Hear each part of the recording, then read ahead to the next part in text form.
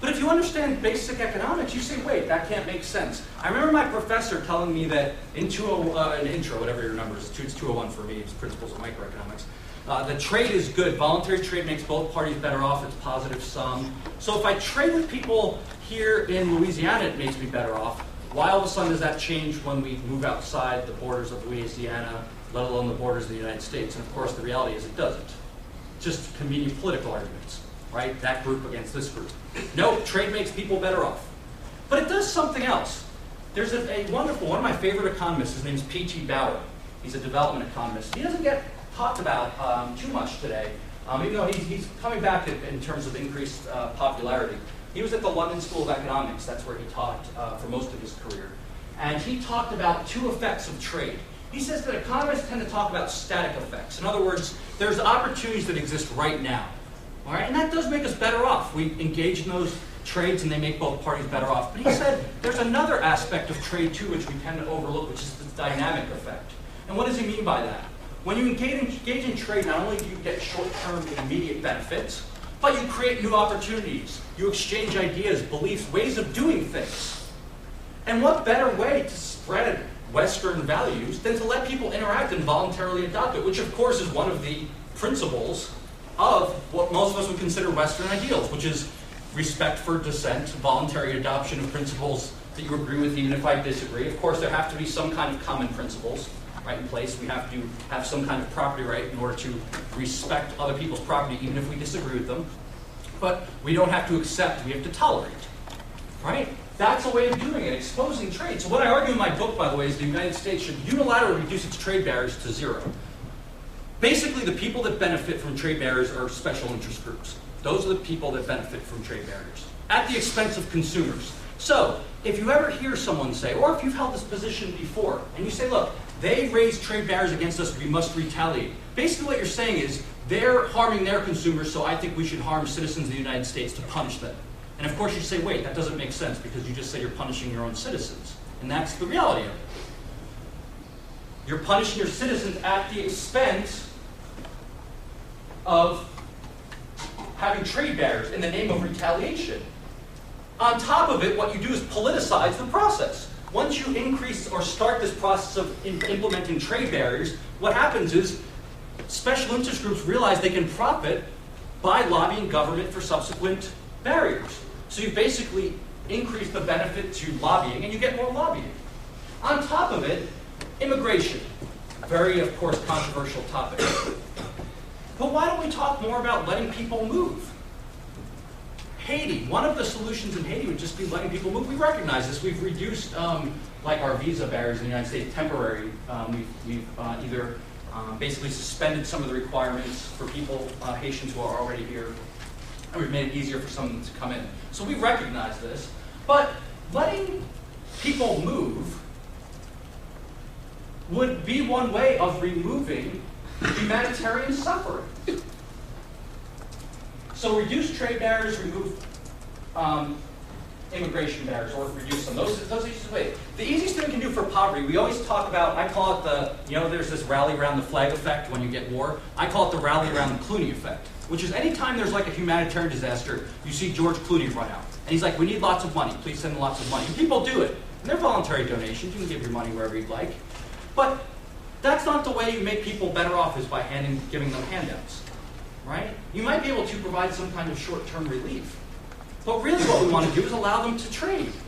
So why don't we ever hear this? People say this, let's get rid of the common agricultural policy in the EU.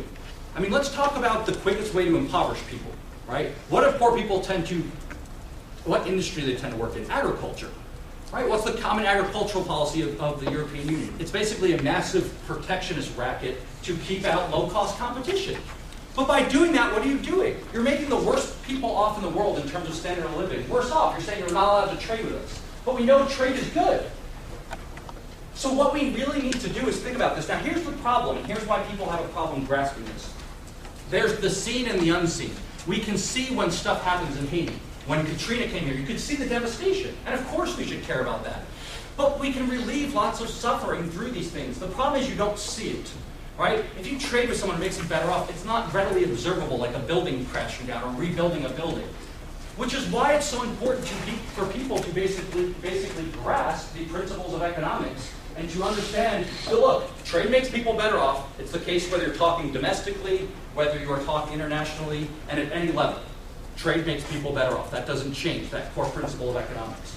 So if we took this broader strategy, I think it would benefit not only poor people, but also the United States in terms of its prosperity, and also would overcome the traps I just mentioned. Because it doesn't require, again, creating the general rules of the game does not require a kind of knowledge that planning an industry requires, or planning a whole economy. All right? And that's what we need to keep in mind, our limits on our knowledge, and also the incentives. So basically, no matter what field you go into in life, and I know this is the economics clubs, you've heard this all before, incentives and constraints, keep it in mind. Because whether you run a private firm, whether you work in a private firm, whether you work for a nonprofit, whether you're a teacher, whether you go into politics, whether you're involved in development through a government agency or nonprofit, you're going to have to deal with this type of thing. And in order to understand it, you need to understand incentives and constraints. One more example, and then I'm going to open up for questions with this whole idea of the searchers versus planners. Have any of you read this book, 3 Cups of Tea by Greg Mortensen? It was a New York Times bestseller. Only one person? Okay. Greg Mortensen, it's a good book. He just came out with another one called Stones into Schools, it's called. And Greg Mortensen, do you remember, is Pakistan or Afghanistan where he got stranded? Do you remember? Afghanistan? Okay. He's one of these mountain climbers, but not like a casual one that does the massive one where you could die at one time.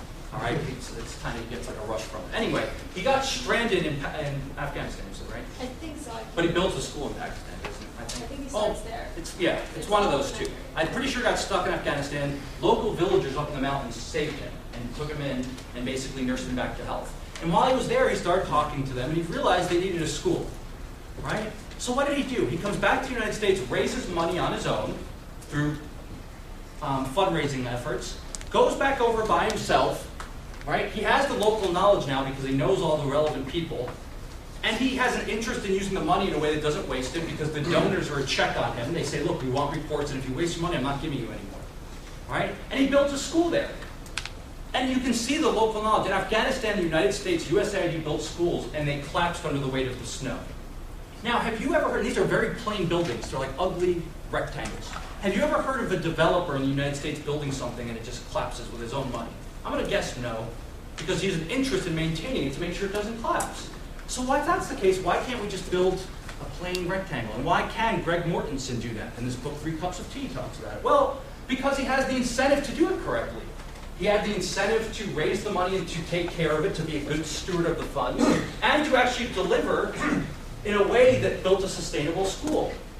And in the book, he talks about how he wanted to build it one place, and the local villagers said, no, don't build it there. That's not a good geographic location. Build it over here. And that's the kind of stuff we need. Those are the searchers that will actually make things better off, relying on local initiative and entrepreneurial opportunity instead of experts with PhDs coming in from outside to tell them how things should be. So that's ultimately the gist of it. Reliance on individual entrepreneurial opportunity and the creation of an institutional framework that allows them to take advantage of that. And in my view, basic protection of property rights and openness to movement of goods, services, and people is the best way to do that. Thank you very much.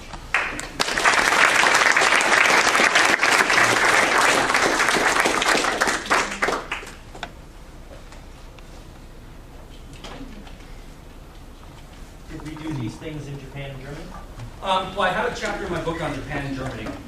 And basically, I make the argument there that we did and we didn't. Actually, for some of them.